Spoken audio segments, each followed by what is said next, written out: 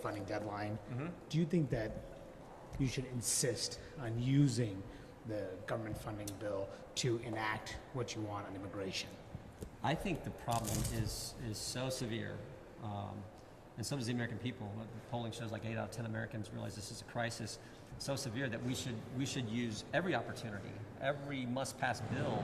We should be looking to put on that legislation language that would address the problem. We were down there last week. We saw how serious it was. We heard from sheriffs and Border Patrol officials.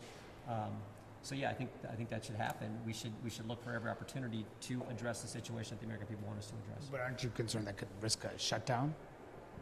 If the Democrats think that keeping the border in the crazy situation it is, which is on pace to get to 12 million, is more important than funding our government, that's on them. What I think we should do is fund our government and deal with the border situation. Could you support this bill without this funding level, without that language on immigration? There are concerns with the agreement on the spending numbers. We're still trying to get a handle on what all that means with some of the adjustments made. But the whole plan was when the debt ceiling agreement happened last spring. It was, this is the funding level, and we will stick with that funding level and fight for the policies that we want, a number of important policies like the border issue, which was front and center at the time as well.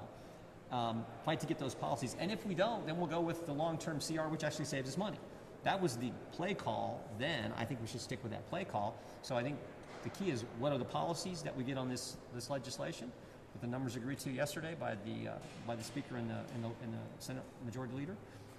And we go from there. But the key policy, of course, is the border. Did the Speaker indicate to you if that's the way it's going? I've talked to Mike since we came back from the trip last week. Are you comfortable with the Senate negotiations? They're not going to go as far as HR 2. Would you be comfortable with a deal that can get through the Senate that doesn't go as far as HR 2? Supplemental? Just on the supplemental. I have to see it, but I don't think so. I think we got to get something that's going to solve the problem. I think the best action would be the Biden administration take executive action and deal with the problem. They don't seem to want to do that. The next best, of course, is HR 2. I think the third best option is some kind of basic language that says just suspend it now. No money can be used to process or release into the country any new migrant.